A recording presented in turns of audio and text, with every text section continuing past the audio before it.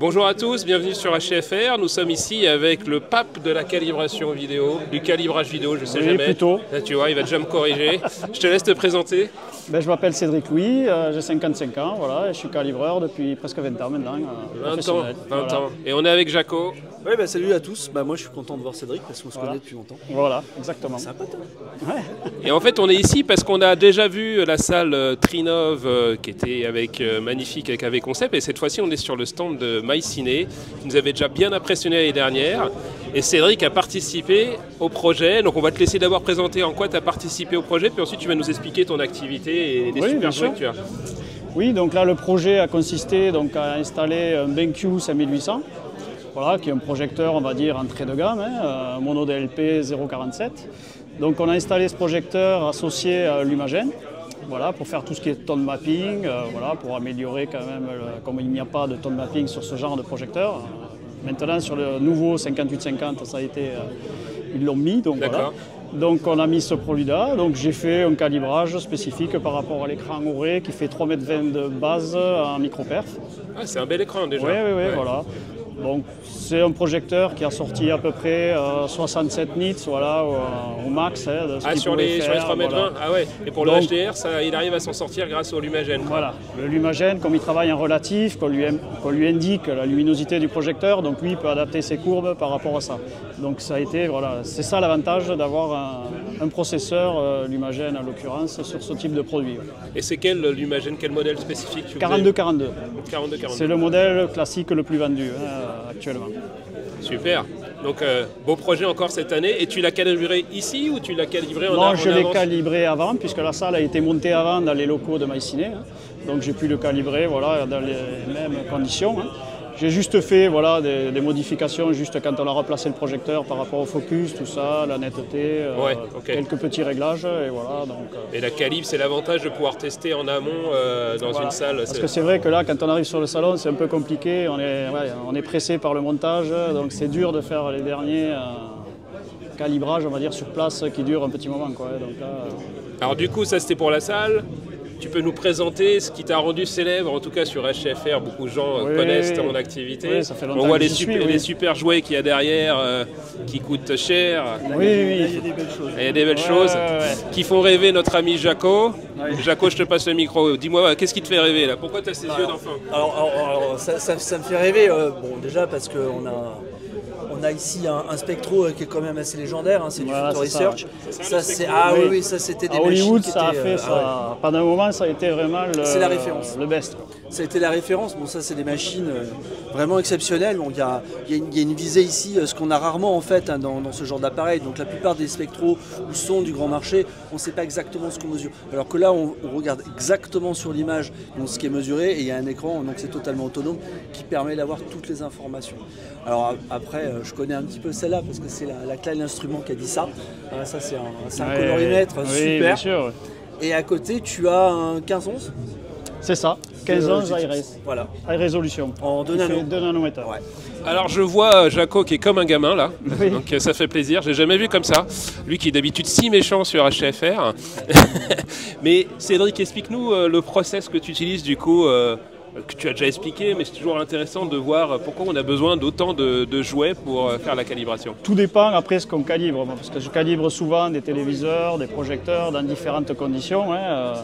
Donc la plupart du temps, j'utilise ce combo-là, c'est-à-dire la Jetty avec la Klein. Donc au départ, on est obligé de faire un profil en fait, pour vraiment avoir un profil spécifique par rapport aux valeurs spectrales de l'écran en lui-même. D'accord. Donc là, vraiment, on a une valeur absolue qui est parfaite. Donc après, on ne peut pas calibrer avec un spectro comme ça, c'est trop lent. D'accord. Dans les basses lumières, ça prend énormément de temps pour avoir des mesures correctes. En plus, il y a du bruit souvent qui remonte dans les basses lumières. Donc après, je fais tout le reste. Disons qu'on compile les deux pour avoir le meilleur dans la Klein après. Voilà. On a la vitesse, on a la précision, dans les basses lumières. Voilà. Donc ça, tu commences avec le petit boîtier bleu. Tout le temps. Qui est, tous les calibrages, on est obligé de référence, faire le profil. Que ce soit en projection ou en télévision, c'est pareil. Et ensuite, ça lui permet lui d'aller plus vite parce que tu as le... Exactement. Disons que tu as les mêmes mesures colorimétriques de cela, tu les as là-dedans, mais beaucoup plus rapide. c'est la référence qui te permet de démarrer. Exactement. Et du coup, lui, j'ai pas compris à quoi il servait. C'est l'équivalent de ça. Voilà. C'est un peu plus ancien comme matériel, donc on n'a pas la résolution optique qu'on a, on n'a pas 2 nanomètres, on n'a que 5 nanomètres sur ce modèle-là. C'est une visée optique. Donc c'est-à-dire qu'on regarde l'objectif, on va viser, on a un point noir à l'intérieur, donc on va chercher la précision sur l'écran. On peut aller jusqu'à 300 mètres, mais bon, je ne fais jamais des 300 mètres. À 300 mètres. Ça se met de belles salles de ciné. C'est l'optique Pritchard qu'ils appellent, donc c'est vraiment... et après, on a le choix des angles, en fait, qu'on n'a pas sur un outil comme ça, qui est limité à 2 degrés, par exemple. Là, on peut choisir 1 degré, 0,5, 0,3, 0,2, suivant ce qu'on veut mesurer, en fait. Okay. Donc ça, c'est plutôt pour des mesures spécifiques. Je m'en sers souvent, des fois, pour le contraste ANSI, par rapport à l'angle, pour être moins gêné par les perturbations des quadrillages, si tu veux, en ayant un angle vraiment petit, c'est un peu meilleur que celle-là. Puis elle descend un peu plus bas, elle est noire que celle-là. Elle fait moins de bruit en basse lumière. Ok, vachement intéressant. Donc l'ANSI, c'est pas un truc facile à mesurer. Donc après l'ANSI, c'est plus on mesure les réflexions de la pièce, malheureusement. C'est très dur sur l'écran de mesurer un contraste, voilà. Mais on est obligé de le faire pour savoir si la pièce est bien traitée, pas traitée, les réflexions qu'il y a, si l'écran convient. Enfin, c'est super intéressant parce que c'est souvent des débats qu'on a sur HFR. Je pense que plein de gens pensent bien mesurer l'ANSI, mais ils ne le font pas bien. Non, c'est compliqué. Déjà, c'est très compliqué avec de bons appareils. Alors, c'est pas pour vendre les capacités de notre ami Cédric, mais l'ANSI, c'est pas simple. Non. Il faut être vraiment, sinon dans un labo, oui, effectivement, dans un labo avec des tubes spécifiques, avec des trucs, ils y arrivent. Voilà, mais nous, non, on ne peut pas. En utilisation normale, c'est pas possible d'avoir. Donc ça, on a vu 2 activités de Cédric. Il y en a une autre, c'est ce petit boîtier-là, ces boîtiers-là. Oui. Donc tu es revendeur officiel d'Imagen. Voilà, c'est ça. Alors raconte-nous un petit peu les produits que tu vends. Tu te fais dans quel cadre dans le cadre d'une calibration ou comment les gens te contactent en général sur l'Imagen? Disons que c'est l'avènement, si vous voulez, si tu veux, du HDR en vidéoprojection. Donc de plus en plus, il y a des gens qui se retrouvent avec des écrans immenses, avec des projecteurs qu'ils avaient avant, voilà, par rapport au SDR. Donc les normes HDR, c'est le double du SDR, mais ils ne changent pas de projecteur ou d'écran, donc automatiquement il y a des problèmes au niveau puissance lumineuse, puisque le HDR à la base a été fait pour les téléviseurs et pas forcément pour des projecteurs. Donc ça permet en fait d'adapter la vidéoprojection ou HDR dans de bonnes conditions. Voilà, en restant au plus près de ce qu'a fait le réalisateur, parce que souvent le tone mapping qu'il y a sur des projecteurs, certes est très bien, mais déforme énormément, il y a de la compression, donc ça déforme énormément l'intention du réalisateur. En fait. Tu veux nous rajouter quelque chose, Jaco? À propos de quoi? Du HDR. Non, Cédric a bien expliqué la situation, le paradoxe. Tu peux regarder les gens qui vous regardent. Bah oui, on est les grosses stars. Non, mais la caméra, Jaco. Ah bah oui, la caméra, tu vas faire un montage, j'espère. Ou pas, on s'en fout. Non. Non, mais en fait, oui, Cédric a bien expliqué le problème du HDR, c'est qu'aujourd'hui, on a un contexte HDR résidentiel qui est fait pour les téléviseurs. Donc déjà là, il y a parfois de l'adaptation parce que les performances ne sont pas encore au bout de ce que la technologie permet ou de ce que les étalonnages des films prévoient. Et en vidéoprojection, on est encore dans un contexte complètement différent. Donc on est obligé effectivement de passer par du tone mapping, donc du dynamic tone mapping, le DTM.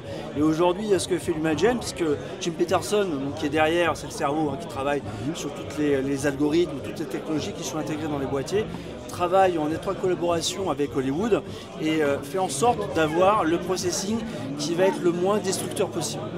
Alors ça, on l'a constaté dans plusieurs cas de figure. Et alors, c'est pas forcément ce qu'il y a de plus démonstratif, mais c'est ce qu'il y a de plus pertinent et de plus fidèle. Donc c'est super intéressant. Et ça, c'est une erreur que je vois souvent de personnes qui décident de passer sur 4 mètres de base avec des petits projecteurs et on les prévient, ça va être déceptif sur le HDR. Donc soit vous revoyez vos prétention à la baisse, soit vous le couplez avec un processeur si vous n'avez pas de DTM intégré. Mais c'est un DTM qui est bien foutu. Mais écoute Cédric, tu veux nous rajouter quelque chose sur ton activité, ton actualité? Non. Bon après voilà, moi je fais des tournées de calibrage dans toute la France. Je fais une tournée par mois à peu près, une semaine par mois. Voilà, donc c'est dans toutes les régions françaises. Donc voilà, si les gens veulent s'inscrire, ils vont sur mon site. Et moi après, je réalise des tournées par rapport aux gens que j'ai en amont sur mon site. Voilà, si j'ai assez de personnes, je crée une tournée. HC Calibrage, il est déjà venu à la maison, il est très gentil en plus, il ne mord pas. Merci beaucoup Cédric pour la présentation. Et à très bientôt sur HFR. Salut. Merci.